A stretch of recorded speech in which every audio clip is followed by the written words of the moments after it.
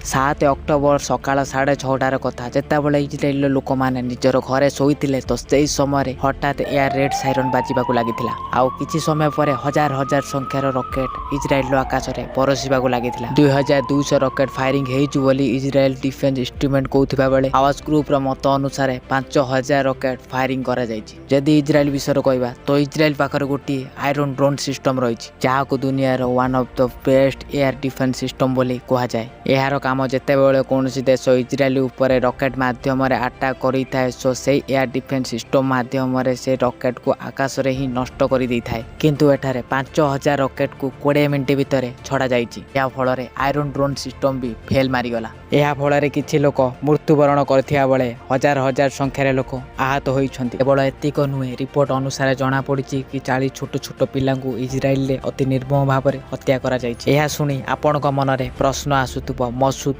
ଯାହାକୁ ବିଶ୍ୱର number 1 intelligence ସଂସ୍ଥା ବୋଲି କୁହାଯାଉଥିଲା, ତ ଏମିତି କ'ଣ ହେଲା ଯାହା ଫଳରେ ମସୁଦ ବି ଫେଲ୍ ମାରିଗଲା। ଏବେ ଇସ୍ରାଏଲ ଏବଂ ହାମାସ ମଧ୍ୟରେ ଯୁଦ୍ଧ ଜାରି ରହିଛି। ଆଉ କୁହାଯାଉଛି ଯଦି ଯୁଦ୍ଧ ଏହିଭଳି ଭାବରେ ଜାରି ରହିବ ତ ଆଗାମୀ ଦିନରେ ତୃତୀୟ ବିଶ୍ୱଯୁଦ୍ଧ ହେବାର ସମ୍ଭାବନା ରହିଛି। ଏସବୁ ଶୁଣି ଆପଣଙ୍କ ମନରେ ପ୍ରଶ୍ନ ଆସୁଥିବ, କ'ଣ କେବେ ପୂର୍ବରୁ ଇସ୍ରାଏଲ ଏବଂ ହାମାସ ମଧ୍ୟରେ ଯୁଦ୍ଧ ପରିସ୍ଥିତି ଉପୁଜିଛି? ଯଦିଓ ଉପୁଜିଛି, କ'ଣ କରାଯାଇଥିଲା ସେ ସମୟରେ, କେଉଁଭଳି ଭାବରେ ପଦକ୍ଷେପ ନିଆଯାଇଥିଲା? ସାଙ୍ଗମାନେ, ସେ ବିଷୟରେ ଜାଣିବା ପାଇଁ ଚାଲନ୍ତୁ କିଛି ବର୍ଷ ତଳକୁ ଯିବା।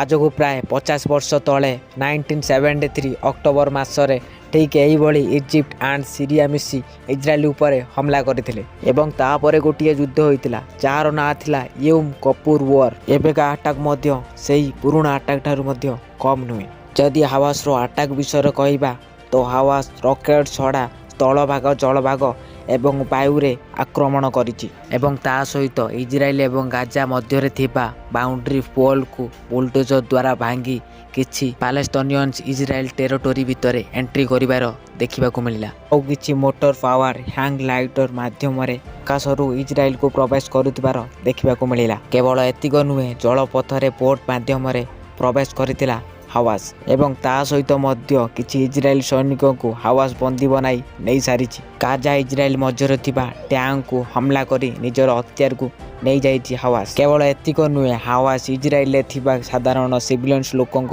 ମୃତ୍ୟୁବରଣ ଦେବା ସହିତ ଆଉ କିଛି ଲୋକଙ୍କୁ ନିଜର ବନ୍ଧକ ବନାଇ ନେଇଯାଇଛି। ଏହା ବଦଳରେ ଇସ୍ରାଏଲର ସରକାର ଷ୍ଟେଟ୍ ଅଫ୍ ୱାର୍ ଡିକ୍ଲେୟାର କରିଦେଇଛନ୍ତି।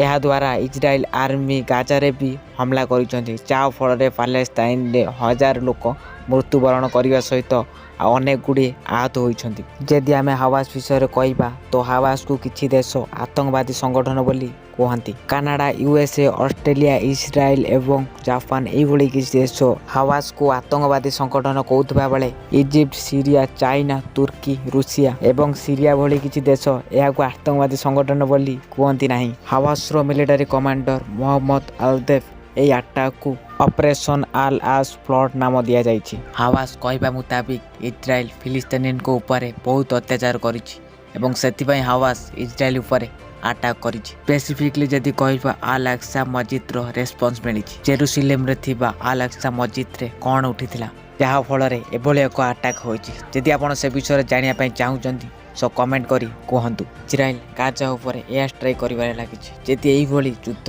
ଜାରି ରହିବ ତ ଆଗାମୀ ସମୟରେ ବିଶ୍ୱଯୁଦ୍ଧ ହେବାର ସମ୍ଭାବନା ରହିଛି ବୋଲି କୁହାଯାଉଛି।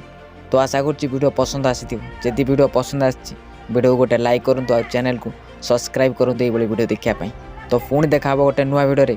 ଆଜି ପାଇଁ ନମସ୍କାର, ଜୟ ହିନ୍ଦ, ବନ୍ଦେ ମାତରମ୍।